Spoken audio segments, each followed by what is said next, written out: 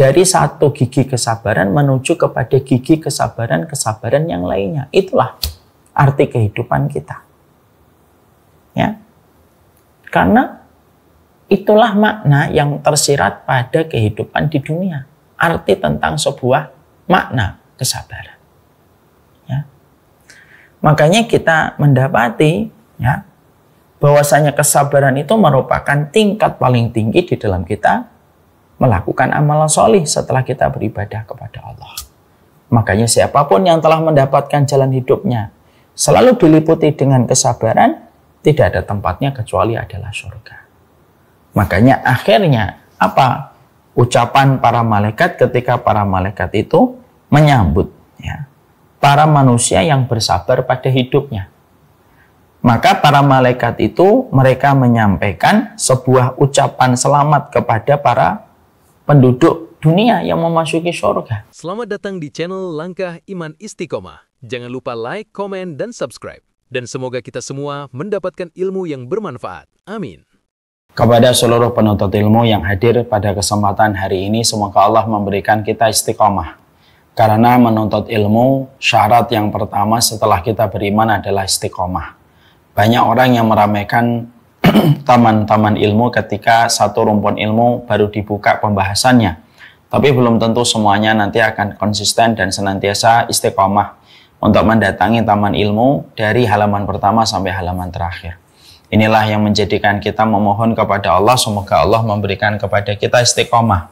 Dalam perjalanan panjang kita menuntut ilmu, apapun rumpun ilmu yang hari ini kita pelajari, bersama dengan para ustadz yang kita percayakan keilmuan dan referensinya, semoga Allah memberikan kepada kita istiqomah.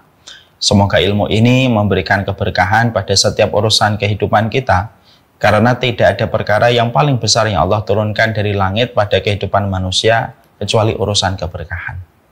Alhamdulillah tentunya senantiasa kita bersyukur kepada Allah atas seluruh nikmat yang Allah berikan pada kehidupan kita. Terutama ketika kita diberikan kecukupan oleh Allah dalam setiap persoalan kehidupan kita. Mungkin Allah tidak memberikan kehidupan kita berlebih, tapi Allah memberikan kecukupan pada apa yang kita rasakan pada perjalanan hidup kita. Siapapun yang telah dicukupkan oleh Allah, maka dia telah mendapatkan kekayaan yang sesungguhnya. Karena orang yang berlimpah harta belum tentu merasakan kecukupan. Yang kaya belum tentu cukup, yang miskin belum tentu kurang. Dan tentunya semoga setiap kesyukuran yang kita berikan pada mobil kita, pada motor kita, pada rumah kita, memberikan kecukupan pada apa yang kita miliki. Dan kecukupan itulah yang menjadikan kita tidak serakah. Kecukupan itulah yang menjadikan kita mendapatkan ketenangan dan kelapangan pada perjalanan hidup. Dan itulah yang menjadi tujuan kita di dalam berinteraksi pada masalah rezeki dan harta. Jangan hanya meminta lebih, tapi mintalah kepada Allah. Puncak dari semua masalah harta itu adalah kecukupan. Dan semoga Allah memantaskan kita mendapatkan bagian dari kecukupan apa yang kita dapatkan dan apa yang kita peroleh. Kepada Allah kita bersyukur, dan kepada Allah tentunya kita berharap semoga Allah selalu menuntun hati kita, menuntun jiwa kita untuk senantiasa bersyukur setiap waktu dan setiap saatnya. Amin, insyaallah. Kita tentunya paham fenomena yang sedang viral itu memberikan kepada kita sebuah pelajaran. Fenomena yang viral itu adalah orang yang mengaku dia bisa bicara dengan bahasa samud dan lain sebagainya. Dan ketika kita mendapati bahwasanya profil orang semacam ini ternyata memiliki banyak pengikut, maka saya teringat kepada apa yang pernah dikatakan seorang ulama, kullu sakit laqit. Setiap barang yang jatuh itu ada yang mungut. Dan itulah jawaban indah. Kenapa terkadang kita menjumpai ada penyimpangan, tapi terkadang banyak sekali pengikut dari penyimpangan itu. Tapi ketika kita mendapatkan penyimpangan ini begitu sangat jelas di depan mata kita dan terjadi di sekitar kita, maka ini juga memberikan kepada kita sebuah kesadaran bahwasanya pentingnya bagi kita untuk menjaga pemahaman kita dan ilmu yang kita pelajari sesuai dengan apa yang disampaikan oleh Nabi dan sesuai dengan apa yang diimani dan dipahami oleh para sahabat. Karena ternyata semakin zaman mendekati akhirnya, semakin zaman mendekati titik puncaknya dengan munculnya Dajjal, salah satu konsekuensi yang kita harus hadapi adalah kita akan menjumpai banyak sekali penyimpangan-penyimpangan yang kita dapatkan di depan kita, menjadikan kita harus betul-betul berhati-hati terhadap segala sesuatu. Karena terkadang orang yang bicara belum tentu mewakili kebenaran dari sebuah kebenaran yang sebenarnya sedang kita ikhtiarkan untuk kita dapatkan pada kehidupan. Ada kata-kata di dalam bahasa Arab yang artinya adalah kullu ma yalma laisa kullu ma yalma dhahab. Tidak setiap yang berkilau itu emas. Ini menunjukkan kepada kita supaya berhati-hati. Kalaulah emas saja ternyata banyak imitasinya. Kalaulah mobil saja ternyata banyak modifnya sehingga menghilangkan cacat dan aib pada mobil itu. Dan berbagai macam barang yang ori ternyata banyak KW-nya yang dibuat untuk menandingi barang yang ori. Tentunya kita paham persoalan agama. Ini tentunya merupakan bagian yang kita harus mengerti untuk menumbuhkan kewaspadaan. Bahwasanya banyak penyimpangan-penyimpangan yang ada pada kehidupan agama kita. Dan ini memberikan kepada kita sebuah tuntutan bahwasanya beragama itu harus hati-hati dan harus waspada supaya kita tidak terjebak kepada sebuah kesalahan. Karena kesalahan di dalam agama akan membawa kerusakan dan kerusakan membawa penyesalan besar pada kehidupan kelak kita di akhirat. Makanya kita mendapati perkataan dari Abdullah bin Mas'ud, salah satu ulama besar. Beliau itu mengatakan, sayati zamanun, akan datang satu masa ketika orang itu akan banyak berkata, hada kitabullah wa hada sunnatu rasulillah. Akan datang satu masa ketika banyak orang nanti berkata, kami berkata dari apa yang kami dapatkan di dalam kitabullah, dan kami berkata dari apa yang kami peroleh di dalam sunnah. Waqad nabaduhu wara'a dhuhurihim. Padahal Al-Quran dan sunnah itu telah mereka buang di belakang punggung mereka. Artinya bahwasanya Abdullah bin Mas'ud mengatakan kepada setiap umatnya Nabi supaya berhati-hati. Janganlah kita cepat mengambil referensi, janganlah kita tidak hati-hati ketika kita mengambil ilmu, karena ternyata banyak orang yang nantinya akan mengatakan ini kitabullah, ini sunnah Rasulullah. Padahal yang menyuarakan kitabullah dan sunnah Rasulullah ternyata adalah orang yang paling jauh membuang kitabullah dan sunnah dalam kehidupan mereka. Nah, inilah yang menjadikan kita akhirnya paham apa korelasinya dengan pembahasan tafsir. Kita mempelajari tafsir karena pada dasarnya tafsir ini supaya menjaga pemahaman kita, supaya pemahaman kita tidak mendapatkan racun, tidak mendapatkan polusi, dan mendapatkan kerusakan. Karena dengan kita mengkaji tafsir, kita akan tahu bagaimana penjelasan yang disampaikan Allah, bagaimana maknanya yang disampaikan oleh baginda Nabi dan dipahami oleh para sahabat. Karena tafsir itu, sekali lagi, tafsir itu menjadi antibodi untuk menjaga kita dari berbagai macam penyimpangan di dalam kehidupan kita beragama. Nah, inilah yang menjadikan kita mempelajari tafsir dari tafsir Juz Amma. Sekali lagi, kita mempelajari tafsir karena tafsir yang kita kaji akan memberikan kepada kita sebuah petunjuk, memberikan imunitas pada keimanan kita, memberikan kesehatan pada referensi kita, supaya kita tidak terjebak kepada pemahaman yang menyimpang. Karena sesungguhnya semakin dekat zaman pada akhirnya, semakin banyak dan semakin beragam kita jumpai berbagai macam penyimpangan. Nasallallahu alaihi wasallam. Kita pada kesempatan hari ini akan melanjutkan pembahasan terakhir pada surat Al-Asr. Tadi saya sempat melihat posternya kelihatannya agak sedikit kita perlu koreksi. Karena kajian kita hari ini masih membahas surat Al-Asr, belum surat At-Takasur. Sekarang kita akan melanjutkan pembahasan kita pada poin yang terakhir, yaitu ketika kita membahas salah satu surat yang memiliki nilai pelajaran dan petunjuk yang sangatlah besar. Sampai Imam Syafi'i rahimahullahu ta'ala mengatakan kalaulah Al-Quran hanya menurunkan surat Al-Asr, maka sudah cukup menjadi petunjuk pada kehidupan manusia. Saking besarnya setiap ayat yang ada pada surat Al-Asr memberikan kebaikan dan memberikan petunjuk pada kehidupan seorang hamba. Ini sudah kita bahas. Sekarang kita akan membahas kepada pembahasan yang terakhir, bahwasanya semua manusia itu berada di dalam kerugian, kecuali adalah mereka yang beriman dan beramal salih, saling menasihati di dalam kebenaran dan saling menasihati di dalam kesabaran. Kita kemarin membahas bagaimana kita di dalam memberikan nasihat. Karena memberikan nasihat itu ternyata ada banyak insight, ada banyak latar belakang yang harus kita mengerti dengan mumpuni. Kita harus kaji dengan ilmu yang benar. Supaya ketika kita saling memberikan nasihat, maka nasihat itu dilakukan dengan cara yang benar. Terkadang banyak orang tidak mau menerima nasihat yang kita sampaikan di dalam kebenaran, bukan karena mereka menolak dan membenci kebenaran. Terkadang ada sebagian orang menolak kebenaran karena cara kita ketika menyampaikan kebenaran ternyata caranya tidak sesuai dengan petunjuk, dan akhirnya cara dan metode ketika kita menyampaikan kebenaran tidak dilakukan dengan baik. Apapun yang tidak dilakukan dengan kebaikan, ya tentunya jangan mengharapkan hasilnya itu baik.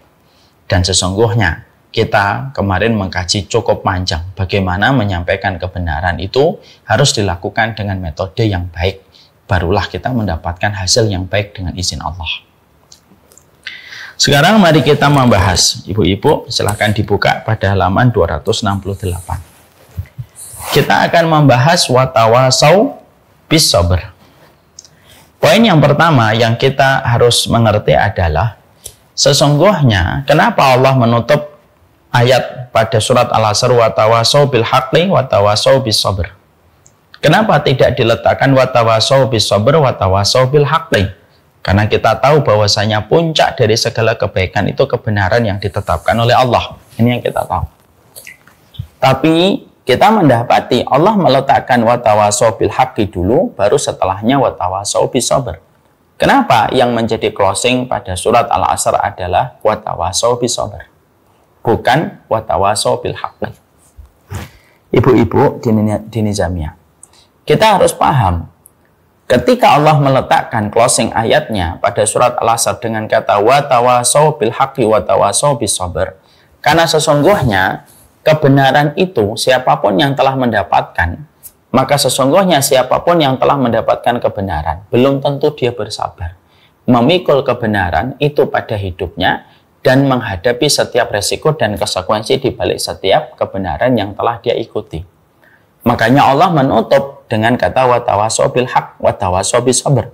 Kalau kamu sudah mendapati ada yang menasihatimu di dalam kebenaran, maka kalian harus saling menasihati di dalam kesabaran. Karena orang yang mendapatkan kebenaran belum tentu mereka bersabar di atas jalan kebenaran.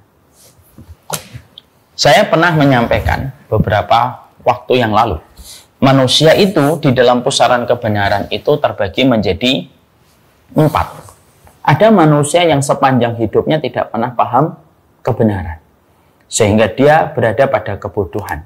Dia tidak pernah belajar, tidak pernah membebaskan kehinaan dirinya pada kebodohan dengan ilmu, tetapi dia selalu tenggelam dengan kebodohannya dan tenggelam dengan kebodohannya.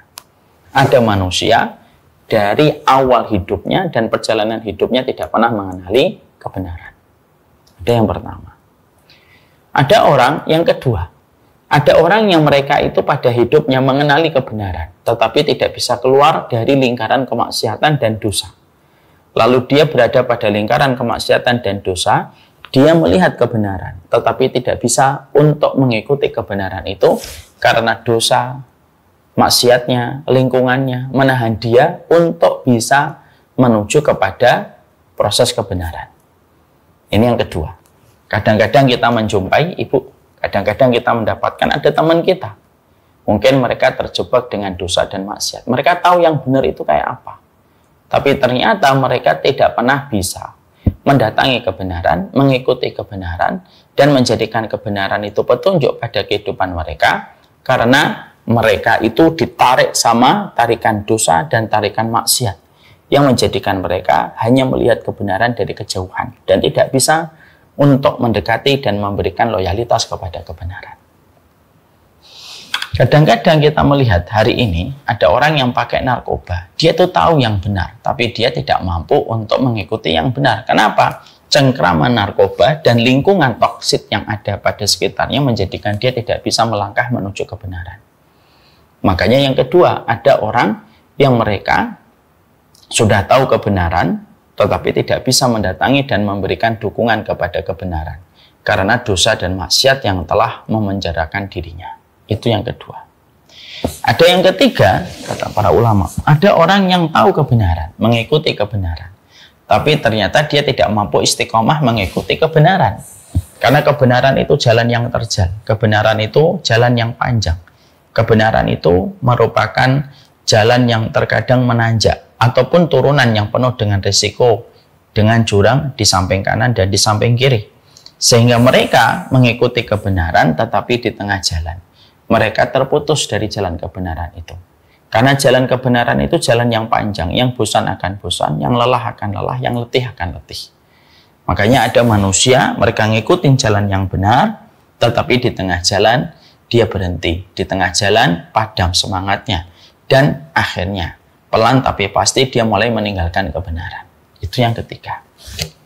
Yang keempat adalah yang paling terbaik. Manusia yang mempelajari ilmu, dia paham kebaikan, dia mengerti kebenaran, lalu dia memberikan loyalitas dan bergabung kepada kebenaran, dan lalu istiqomah terhadap kebenaran yang telah dia dapatkan. Sehingga seluruh gerak-gerik tubuhnya, hidupnya selalu tidak pernah lepas dari kebenaran. Lalu dia diberikan oleh Allah kesabaran di dalam mengikuti jalan kebenaran. Dari pembagian manusia pada pusaran ilmu yang terbagi menjadi 4 ini, disitulah kita paham kenapa Allah menutup surat Al-Asr dengan sebuah kalimat wa tawasau bil haqqi wa tawasau bis sabr. Saling menasihati di dalam kebenaran dan saling menasihati di dalam kesabaran. Karena sesungguhnya apa arti kebenaran yang kita ketahui? Apa maknanya kebenaran yang saling kita nasihatin kalau kita tidak memiliki sebuah proses kesabaran ketika menggenggam kebenaran dan berhadapan dengan konsekuensi ketika berada di atas jalan kebenaran. Makanya akhirnya sabar itu diletakkan setelah kata kebenaran. Karena supaya kalau orang, saya, ibu, para umahat, kalau kita sudah mendapatkan kebenaran, maka tetapi, maka ikatlah, gigitlah dengan gigi geraham kita. Jangan lepaskan dan bersabarlah pada setiap kebenaran yang sudah kamu peroleh dan sudah kamu dapatkan dalam proses ikhtiarmu untuk belajar dan proses ikhtiarmu untuk berada di tempat kebaikan. Maka disitulah kita paham. Orang yang dapat kebenaran belum tentu sabar. Makanya Allah memerintahkan kita saling menasihati di dalam kesabaran supaya orang yang berjalan di atas kebenaran mereka betul-betul tahu bagaimana bersabar di atas kebenaran itu. Itu poin pertama yang kita bahas. Yang kedua, yang kita harus memahaminya adalah Allah menyebutkan di sini watawasau bil haqqi watawasau bis sabr. Kalau ibu dan para ummahat memperhatikan, maka sesungguhnya di situ adalah watawasau. Watawasau itu artinya adalah saling menasihati.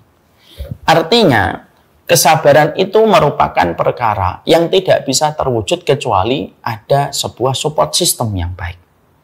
Makanya di situ saling menasihati di dalam kesabaran.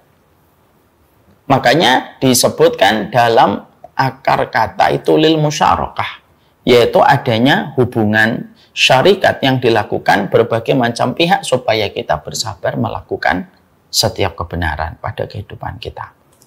Artinya kesabaran itu membutuhkan support system. Ya. Makanya terkadang kesabaran seorang suami akan mudah dia pertahankan dengan istiqomah ketika kesabaran itu dibantu sama istrinya sebagai support system. Ketika seorang istri pengen bersabar pada ujian yang dia dapati, dia mendapatkan seorang suami yang senantiasa mendukungnya, menyokongnya di dalam setiap proses kesabaran dia, maka itu istrinya akan ringan untuk menepati jalan kebenaran karena support sistemnya mengkondisikan dia untuk memiliki sebuah kesabaran. Jadi sabar itu secara ideal memang yang paling bagus adalah adanya timbal balik di antara orang di sekitar kita ketika orang di sekitar kita memberikan support terbaik mereka. Memberikan support terbaik mereka di dalam kebenaran. Karena ketika kebenaran itu dilakukan seorang diri, kebenaran ketika dilakukan seorang diri terasa berat sekali. Allah hadirkan Abu Bakar, Allah hadirkan Umar bin Khattab, Allah hadirkan Utsman, Allah hadirkan Ali. Bukan hanya sekedar menjadi teman dan sahabat baginda Nabi Sallallahu Alaihi Wasallam, tapi Allah hadirkan para sahabat pada kehidupan Nabi Sallallahu Alaihi Wasallam supaya mereka saling bisa menguatkan di dalam kesabaran. Karena kesabaran itu harus lahir dari keluarga. Karena kesabaran itu harus lahir dari sebuah kualitas pertemanan dan persahabatan yang masing-masing memberikan kontribusi supaya kita mampu meraih kesabaran dalam perjalanan meniti jalan kebenaran. Ya, makanya di situ watawasau bis sabr, yaitu saling menasihati di dalam kesabaran. Artinya ada sebuah syarikat, ada sebuah persyarikatan bersama, ada sebuah kerjasama yang dilakukan di antara suami istri atau dilakukan seorang sahabat dengan temannya sampai akhirnya lapanglah jalan kesabaran di dalam kehidupan manusia. Ya, makanya kebutuhan kita sama orang solih itu kebutuhannya besar. Kenapa kita butuh sama orang solih, Ustaz? Karena orang solih salah satunya memberikan jalan kesabaran pada kehidupan kita.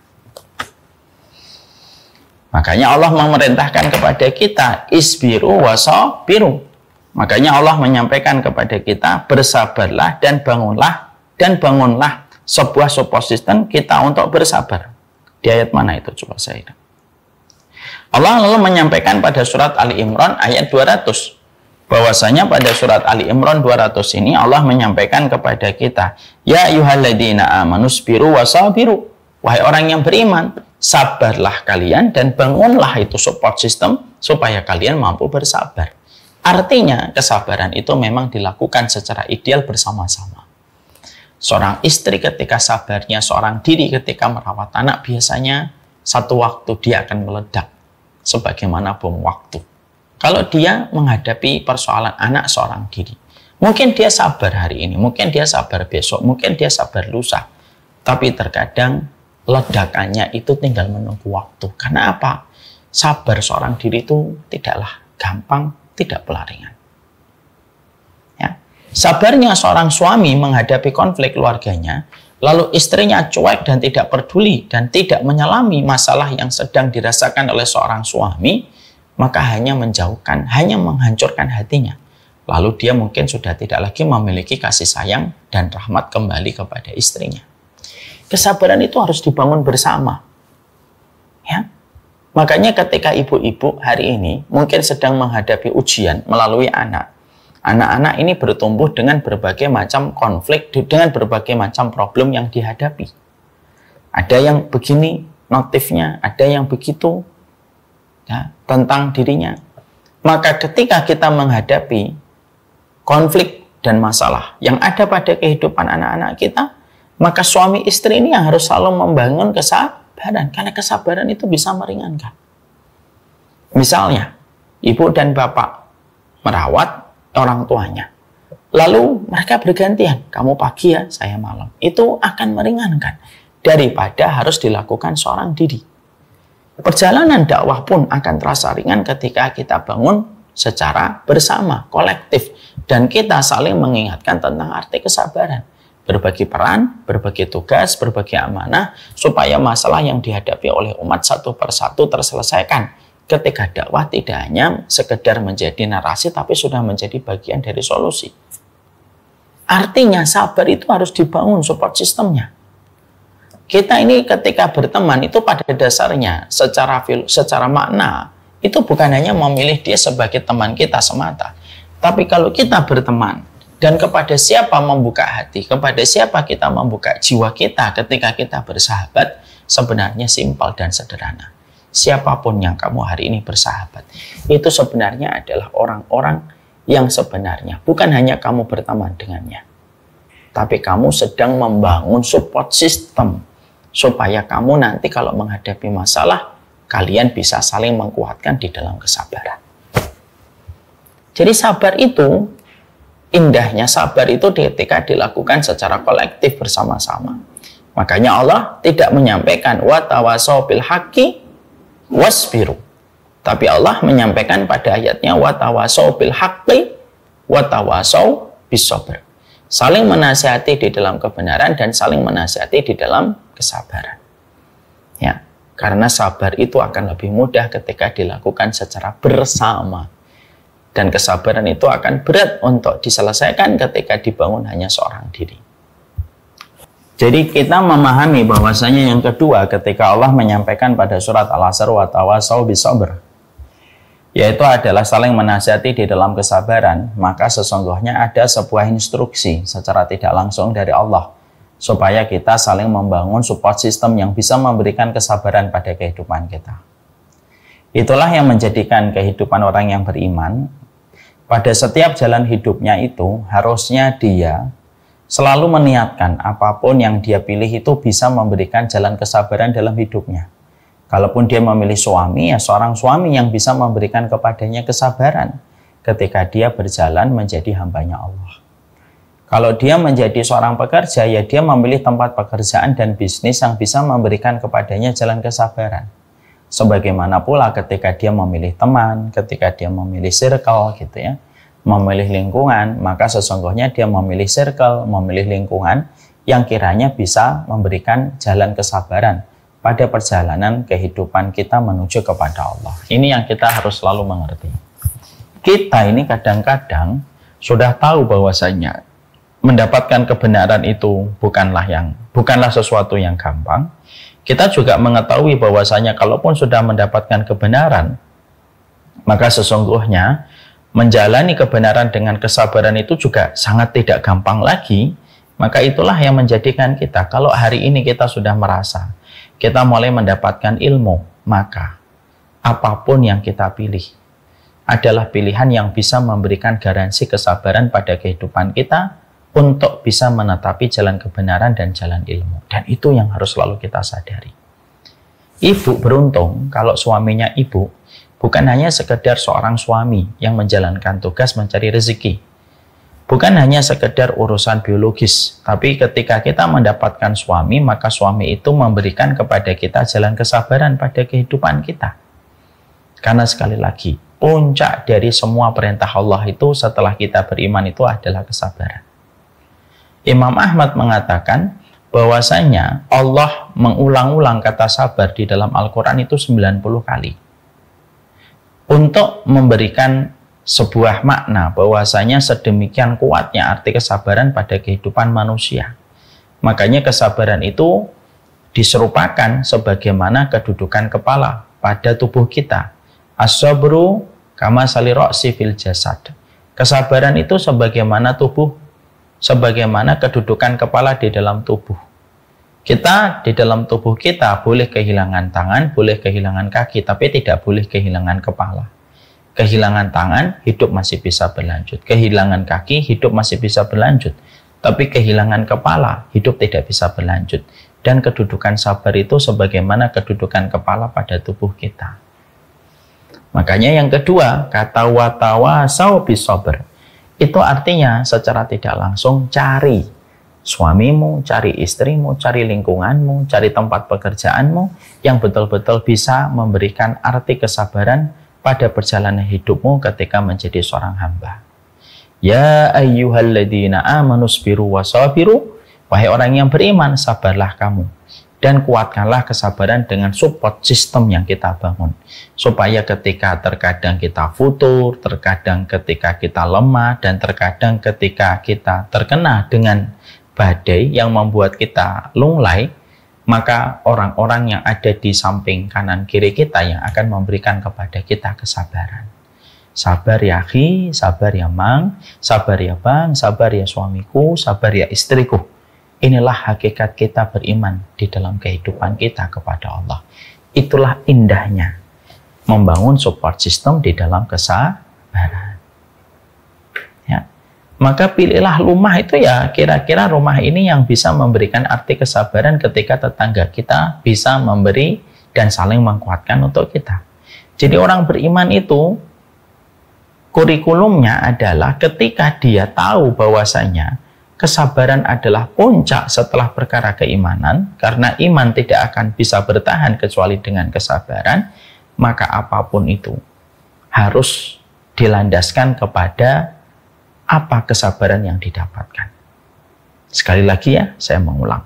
Jadikan temanmu, sahabatmu, rumahmu, keluargamu adalah mereka yang memberikan arti kesabaran pada setiap apapun yang kita jumpai. Itu yang kedua. Yang ketiga, makna terakhir dari watawaso bisober artinya adalah kesabaran itu merupakan salah satu mata uang pada kehidupan. Dan kesabaran itu menempati salah satu prioritas amalan yang paling berat ketika ditimbang dan paling cepat melesat untuk mendapatkan rahmatnya Allah. Kita tidak akan pernah mendapati satu amal yang paling melesat menuju kepada rahmatnya Allah untuk diberikan pada kita kecuali dengan amalan kesabaran. Makanya akhirnya kenapa Allah buat kehidupan bagi orang beriman itu terkadang penuh dengan ujian. Karena sesungguhnya kadang-kadang orang beriman itu menghadapi berbagai macam ujian supaya orang beriman itu mereka mendapatkan pahala kesabaran. Karena pahala kesabaran itu berbanding lurus dengan rahmatnya Allah. Nah, kalau semuanya dimudahkan untuk kita, dari mana kita mendapatkan pahala kesabaran? Ya. Makanya orang yang mereka bersabar, secara otomatis pahala mereka itu tidak akan pernah mampu terhitung secara detail. Karena begitu besarnya janji yang Allah berikan kepada mereka yang bersabar, saking begitu besarnya janji pahala orang yang bersabar, maka hanya Allah yang tahu seberapa besar bobot pahala kesabaran kalau sudah dijalankan seorang hamba dengan ikhlas. Makanya Allah menyampaikan pada surat Az-Zumar ayat yang ke-10, innama yuwaffas sabiruna ajruhum bighairi hisab. Sesungguhnya pahala orang yang bersabar disempurnakan oleh Allah tanpa hitungan atau tanpa perhitungan. Artinya sedemikian besarnya orang ketika bersabar selayak investasi yang dilipat gandakan oleh Allah dengan kelipatan, di mana Allah yang tahu berapa besar kelipatan yang Allah berikan kepada mereka yang bersabar. Karena sabar itu memang hal besar pada kehidupan. Ya. Makanya para nabi semuanya mulia. Tapi siapa di antara nabi 25 dan rasul ini yang paling mulia? Ada Nabi Ulul Azmi. Nabi Musa, Nabi Ibrahim, Nabi Isa, Nabi Muhammad. Ya. Kenapa? Ulul Azmi ini menjadi lingkaran keutamaan para rasul di atas 25 nabi yang lainnya, di atas 21 nabi yang lainnya. Karena Ulul Azmi itu merupakan nabi-nabi yang paling sabar menghadapi ujian yang mereka temukan pada perjalanan dakwah mereka. Jadi memang luar biasa arti kesabaran itu pada kehidupan kita. Ya. Sehingga akhirnya hidup itu dalam iman itu hanyalah pelajaran dari satu pelajaran kesabaran pindah kepada pelajaran kesabaran yang lainnya. Itu saja hidup kita. Jadi kalau kita sederhanakan kehidupan itu hanyalah lembaran dari perpindahan satu kesabaran menuju kepada kesabaran berikutnya. Dulu ketika jadi anak sabar ketika memberikan bakti kita kepada orang tua. Ketika kita sudah dinikahi, sabarnya kita kepada suami yang telah menghalalkan kita dan menjadi pintu surganya untuk kita. Ketika punya anak, sabarnya ketika kita menghadapi anak-anak kita. Jadi hidup itu hanyalah perpindahan dari satu gigi kesabaran menuju kepada gigi kesabaran yang lainnya. Itulah arti kehidupan kita. Ya. Karena itulah makna yang tersirat pada kehidupan di dunia. Arti tentang sebuah makna kesabaran. Ya. Makanya kita mendapati ya, bahwasanya kesabaran itu merupakan tingkat paling tinggi di dalam kita melakukan amalan solih setelah kita beribadah kepada Allah. Makanya siapapun yang telah mendapatkan jalan hidupnya selalu diliputi dengan kesabaran, tidak ada tempatnya kecuali adalah surga. Makanya akhirnya apa? Ucapan para malaikat ketika para malaikat itu menyambut ya, para manusia yang bersabar pada hidupnya. Maka para malaikat itu mereka menyampaikan sebuah ucapan selamat kepada para penduduk dunia yang memasuki surga. Dan yang menarik adalah kita soroti ucapan mereka yang ada pada surat Ar-Ra'd ayat 24. Apa ucapan para malaikat pada saat itu ketika menyambut penduduk dunia yang telah selesai hisabnya, telah selesai mizannya, sampai dia melewati sirat dan akhirnya selamat hingga di satu tempat bernama Qantharah. Maka pada saat itulah malaikat itu mengucapkan sebuah kalimat opening ceremony menyambut para penghuni surga yang telah menyelesaikan seluruh pertanggungjawaban mereka di hadapan Allah. Apa ucapan mereka? Salamun alaikum bima sabartum, yang ada pada surat Ar-Ra'd 24. Keselamatan dan kesejahteraan tercurah kepada kalian atas kesabaran yang telah kalian berikan.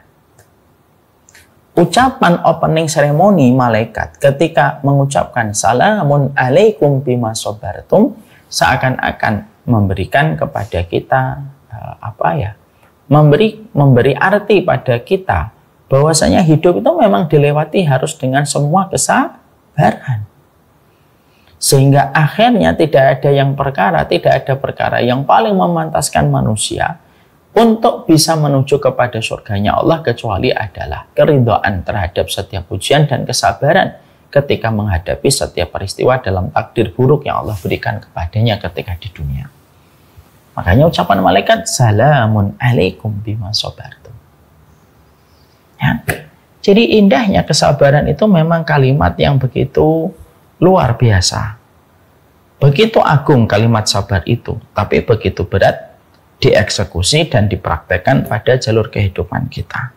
Tapi kita ingat ya, sekali lagi, hidup itu hanyalah perpindahan dari satu mata kesabaran kepada mata kesabaran berikutnya. Itulah kehidupan.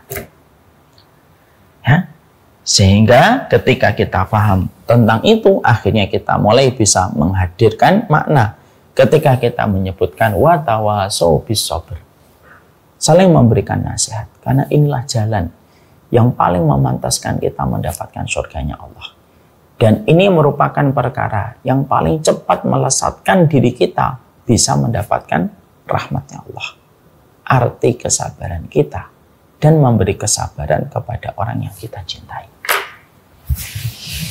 Ya, tentunya setelah kita memahami ini, tentunya kita juga harus paham sabar itu memiliki 3 perkara. Jadi sabar itu ada 3 perkara. Jadi sabar itu bukan hanya sekedar kita menghadapi setiap ujian. Betul, menghadapi ujian itu termasuk salah satu di antara mata rantai kesabaran. Tapi bukan satu-satunya loh. Jadi kesabaran ketika kita mendapatkan perintah dari Allah, saling memberikan support untuk saling bisa bersabar di dalam menjalani kehidupan, maka sesungguhnya maka para ulama menerangkan kepada kita, sabar itu ada 3. Yang pertama, sabar ketika menghadapi ujian. Itu sabar yang paling rendah. Sabar yang paling ringan. Itu sabar menghadapi ujian. Ya. Ada seorang ustadz ya, berkata, sabar menghadapi ujian merupakan sabar yang paling ringan. Sabar menghadapi ujian itu sabar yang paling berat. Maaf, kurang betul. Yang benar itu sabar menghadapi ujian itu merupakan sabar yang justru paling ringan. Sabar menghadapi ujian. Kenapa sabar menghadapi ujian dan malapetaka, musibah, bala yang kita temukan pada kehidupan itu termasuk sabar yang paling ringan kedudukannya dan berat pahalanya? Karena sabar menghadapi ujian itu, kita itu tidak punya pilihan lain kecuali hanyalah 2. Kalau kamu sabar, kondisinya tetap semacam itu, tapi kamu mendapatkan keridhaan dari Allah. Kalau kamu tidak sabar, sama, kondisinya pun tidak berubah, tapi kamu akan mendapatkan kemurkaan Allah ketika tidak bersabar. Misal, ada seseorang kehilangan mobilnya. Dia marah-marah gitu. Dia sudah jaga, dia sudah ikhtiar gitu ya. Dijaga di tempat yang menurut dia aman. Kartu karcisnya dia bawa, tapi ternyata tetap kebobolan. Pencurinya mungkin terlalu pintar. Maka ketika dia marah-marah, mobil itu tetap hilang. Tapi kemarahan itu yang akan menjadikan dadanya semakin sempit karena tidak adanya rasa kesabaran. Di sisi yang lainnya, kalau dia kehilangan mobil lalu dia berkata, sabar, kondisinya pun sama, mobilnya tetap tidak datang. Tapi kesabaran yang dia miliki itu menjadikan dia bisa mendapatkan kelapangan dari sisi Allah dan pahala dari sisi Allah. Nah, sabar menghadapi ujian itu sabar yang paling ringan. Kenapa? Karena pilihannya cuma dua. Mau terima, ya monggo, nggak terima juga monggo, tapi kondisinya tetap sama, tidak ada yang berubah. Sabar yang kedua, sabar meninggalkan larangan. Sabar meninggalkan larangan itu, para ulama ada yang mengatakan itu sabar nomor 2, lebih berat daripada sabar nomor 3. Ada yang mengatakan sabar meninggalkan larangan itu nomor 1. Karena sabar meninggalkan larangan itu tidak bisa dilakukan kecuali orang yang jujur di dalam imannya. Maaf ya Ibu, kalau melakukan kebaikan, orang yang bertakwa dan orang yang pendosa itu sama-sama bisa melakukan kebaikan. Contoh, memberi bantuan anak yatim. Maaf, banyak kok peminum khamr yang mereka tetap memberikan makanan kepada anak yatim. Memberi hadiah kepada fakir miskin. Banyak orang yang terkadang tidak sholat, tetapi dia memberikan hadiah untuk fakir miskin. Karena melakukan kebaikan itu bisa dilakukan sama siapa saja. Baik orang itu sudah sholih atau orang itu belum sholih. Kata para ulama. Tapi meninggalkan larangan itu tidak bisa dilakukan kecuali orang yang betul-betul sudah sholih dan jujur pada imannya. Fi'lul khairat yaf'aluha siddiq wal fajir. Melakukan kebaikan bisa dilakukan sama pendosa dan dilakukan sama orang beriman. Tapi meninggalkan dosa tidak bisa dilakukan kecuali orang yang betul-betul bertakwa dan dia jujur pada imannya. Contoh, meninggalkan zina itu kalau tidak bukan orang-orang yang betul-betul jujur pada imannya, dia tidak bisa meninggalkan itu. Makanya kenapa Allah itu mencintai Nabi Yusuf? Mari kita belajar dari kisahnya Nabi Yusuf. Nabi Yusuf itu mendapatkan berbagai macam fragmen yang berat pada hidupnya. Beliau dibenci sama 11 saudaranya. Beliau dijadikan objek bulian dari saudara-saudaranya. Beliau mendapatkan objek ketika beliau direncanakan untuk dibunuh. Tapi akhirnya berganti, cukuplah dia dibuang. Dan akhirnya dipilihlah sumur tua. Ya.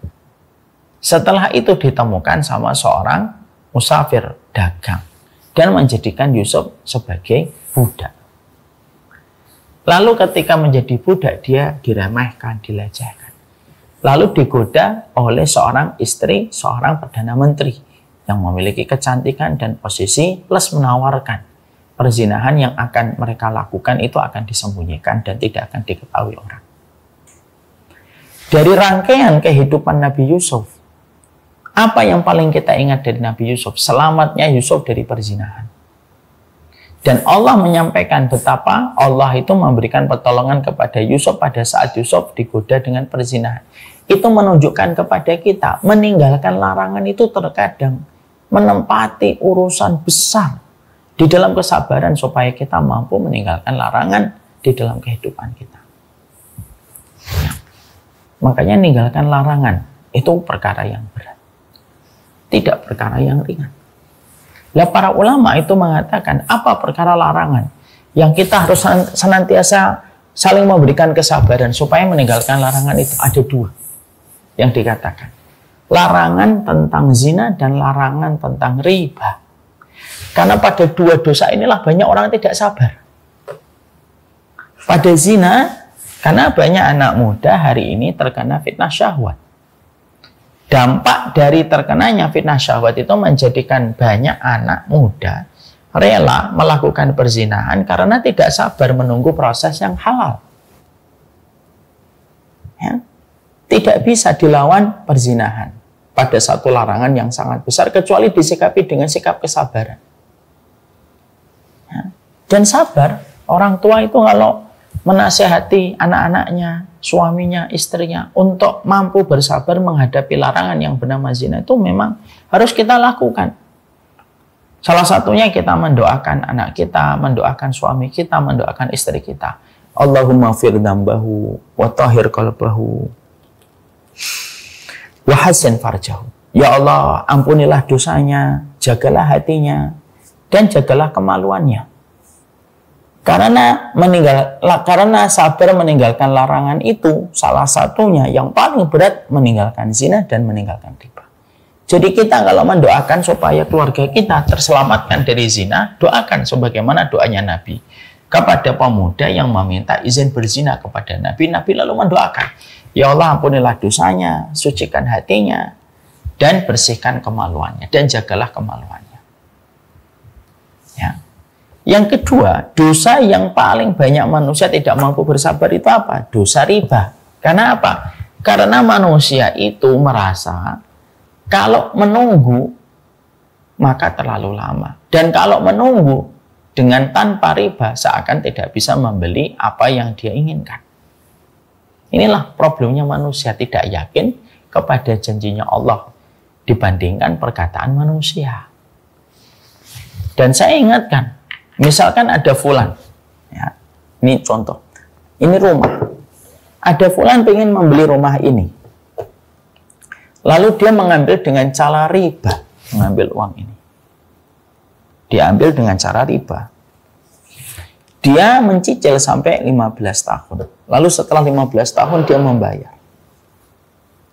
Sebenarnya kalau kita kembalikan kepada pola iman, sebenarnya orang ini itu sebenarnya sudah Allah takdirkan dia mendapatkan rumah ini. Kalau rumah ini itu milik dia, itu pasti akan menjadi miliknya dia. Karena dia tidak sabar menunggu janjinya Allah, maka dia mengambilnya 15 tahun yang lalu dengan cara yang dibenci oleh Allah. Yang sebenarnya kalaupun dia tidak mengambil dengan cara yang dibenci oleh Allah, yaitu riba, tetap kalau rumah ini tuh milik dia, tetap akan datang rumah itu dengan berbagai macam cara.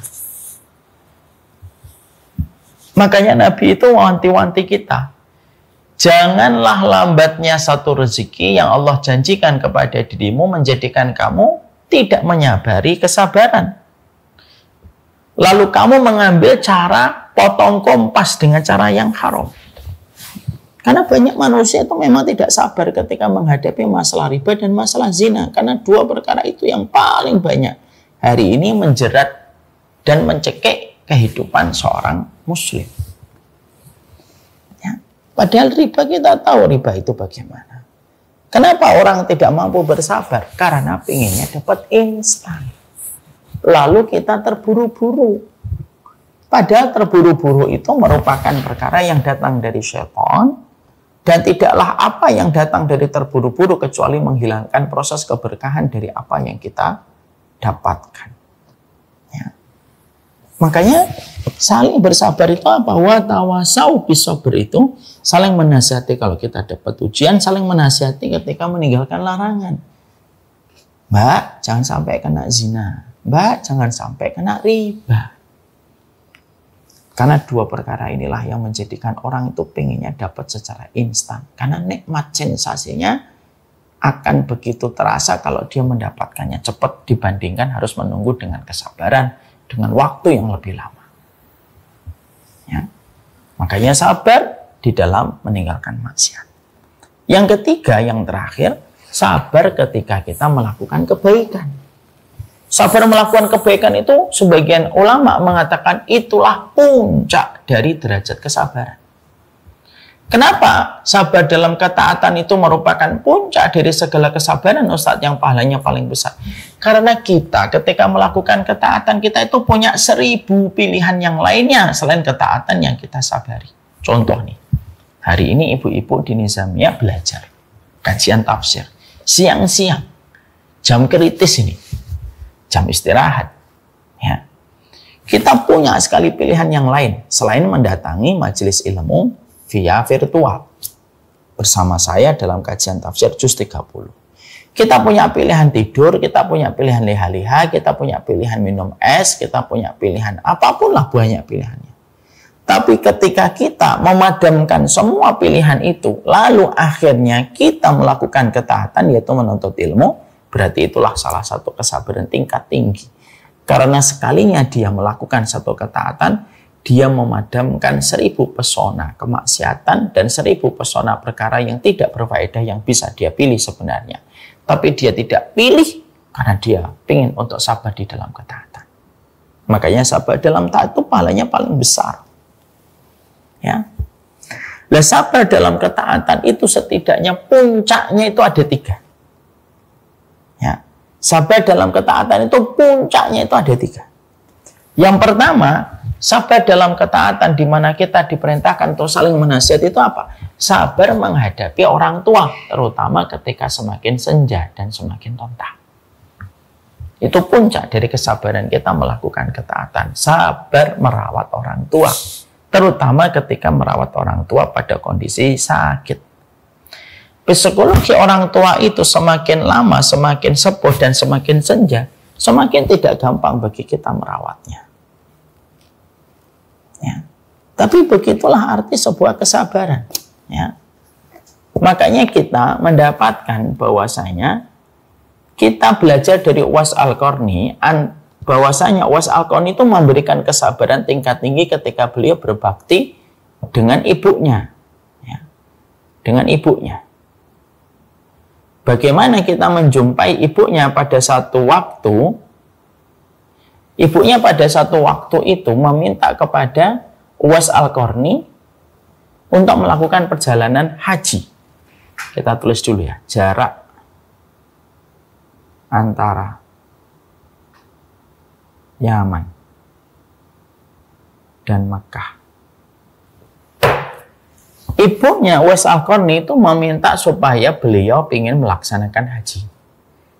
Padahal Uwais Al-Qarni dan ibunya merupakan keluarga fakir miskin, tidak punya onta, tidak punya tenda, tidak punya tandu, tidak punya kuda. Dan ketika seorang ibu dari Uwais Al-Qarni meminta supaya dia diantar untuk melakukan haji, jarak yang terbentang antara Yaman dengan Mekah itu 1125 km. 1125 km. Jaraknya cukup jauh sekali. Maka ketika seorang Uwais Al-Qarni memberikan kesabaran betul ketika beliau merawat ibunya, karena tingkat kesabaran paling tinggi itu merawat seorang ibu, merawat seorang orang tua. Maka akhirnya Uwais Al-Qarni belajar untuk menggendong anak sapi turun naik bukit setiap waktunya. Sampai dirasa ototnya sudah mulai kuat, barulah dia mau gendong ibunya. Melakukan perjalanan dari Yaman hingga ke kota Mekah melaksanakan perjalanan haji. Padahal ibunya sudah lumpuh dalam kondisi tua. Seorang Uwais Al-Qarni itu bisa mengatakan kepada ibunya, "Bu, kamu itu sudah tua, sudah renta, sudah sakit-sakitan." Ibu itu insya Allah sudah dapat rukhsah kalau tidak haji. Karena sesungguhnya walillahi 'alan nasi hijjul bait man istata' ilaihi sabila, karena yang diwajibkan untuk haji itu bagi yang mampu, dan ibu itu sudah tidak mampu. Uwais Al-Qarni mampu menyampaikan itu jawaban ketika ibunya meminta haji, tapi tidak itu yang dilakukan oleh Uwais Al-Qarni. Sabarnya Uwais Al-Qarni itu menggendong ibunya dari Yaman ke Mekah 1125 km, digendong seorang diri supaya memenuhi perintah yang disampaikan ibunya untuk berhaji. Sabar kepada orang tua itu sabar paling tinggi pahalanya. Sabar dalam ketaatan itu merupakan sabar yang paling dekat dengan pintunya surga. Dan sabar dalam taat itu yang paling tingginya apa? Sabar ketika kita bersama dengan orang tua kita. Sabar dalam taat yang paling tinggi yang kedua itu apa? Sabar ketika bersama keluarga.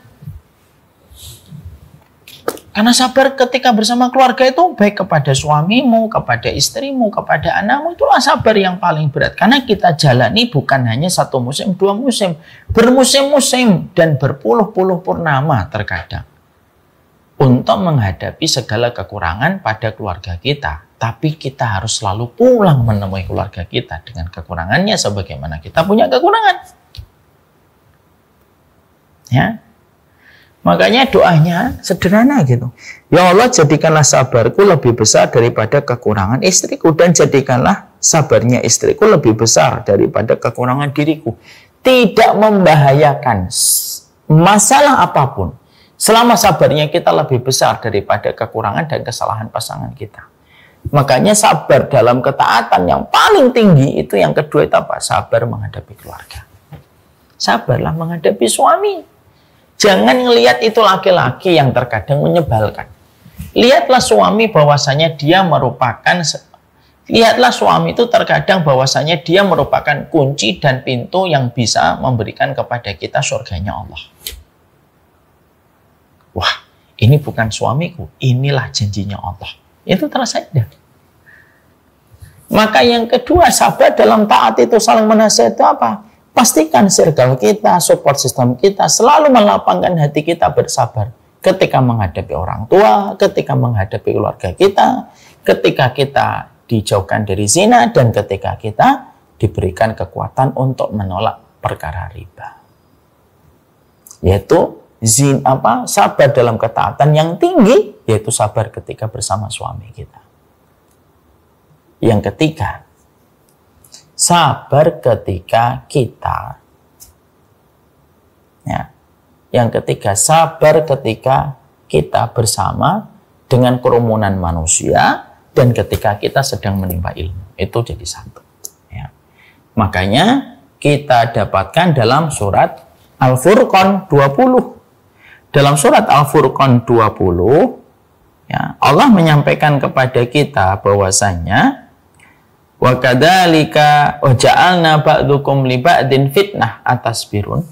Kami jadikan sebagian manusia itu menjadi musuh dan ujian bagi sebagian manusia yang lainnya. Atasbirun, kalian sabar enggak? Karena sabar yang ketiga dalam ketaatan itu sabar bermuamalah dan berinteraksi dengan banyak orang yang terkadang tidak semuanya bisa memuaskan keinginanmu dan tidak semuanya bisa menghargai keputusanmu. Dan Allah sudah menyampaikan itu pada surat Al-Furqan 20. Wa ja'alna ba'dakum li ba'din fitnah atasbirun wa kana rabbuka basira. Dan kami jadikan sebagian dari kalian itu menjadi musuh bagi sebagian yang lainnya. Apakah kamu tidak mau sabar? Jadi tingkat sabarnya kita itu sabar sama tetangga, sabar sama tamu, sabar sama teman kita dengan kekurangannya, dengan segala macam udzur yang harus kita berikan kepadanya kalau dia melakukan sesuatu, itulah kesabaran. Di samping itu juga kesabaran ketika menuntut ilmu. Karena memang menuntut ilmu butuh waktu yang harus disikapi dengan kesabaran. Nah, itulah kesabaran-kesabaran yang sebenarnya kita harus mengerti. Jadi kita mempelajari penutup dan closing surat Al-Asr, wa tawasau bis sabr. Kenapa diletakkan wa tawasau bis sabr setelah kata wa tawasau bil haqqi? Karena orang yang menepati kebenaran belum tentu dia sabar. Makanya Allah menutup setelah kata kebenaran dengan kata kesabaran. Yang kedua, wa tawasau bis sabr. Allah menutup surat Al-Asr dengan kata wa tawasau bis sabr, artinya di dalam mendapatkan kesabaran itu harus ada upaya yang dilakukan berdua, dilakukan oleh sebuah support system yang memberikan kepada kita jalan kesabaran. Makanya pastikan suamimu, istrimu, anakmu, pilihan pekerjaanmu, bisnismu adalah orang-orang dan adalah kumpulan orang yang bisa memberikan arti kesabaran kita pada perjalanan hidup. Yang ketiga, sabar itu merupakan puncaknya ibadah, di mana sabar itu ada 3. Sabar yang paling ringan, sabar ketika menghadapi ujian. Sabar yang pertengahan, sabar meninggalkan larangan. Terutama pada 2 larangan ketika banyak manusia tidak sabar, zina dan riba. Dan yang puncak dari kesabaran itu sabar dalam taat. Dan sabar dalam taat itu setidaknya ada 3 top trendingnya amal pada sabar ketaatan. Sabar menghadapi orang tua, sabar menghadapi keluarga, dan sabar menghadapi sebagian orang dan pada perjalanan kita mencari ilmu. Semoga Allah memberikan kepada kita kebenaran, semoga Allah memberikan pula kepada kita kesabaran. Ada manusia sepanjang hidupnya tidak paham kebenaran. Ada manusia paham kebenaran tetapi tidak bisa keluar dari dosa dan kemaksiatannya. Ada orang yang mengikuti kebenaran, memberikan loyalitas pada kebenaran tetapi tidak istiqomah. Dan yang keempat, orang yang keluar dari kebodohan, mendapatkan kebaikan, mendapatkan kebenaran, lalu mengikuti kebenaran. Lalu dia mengikuti kebenaran.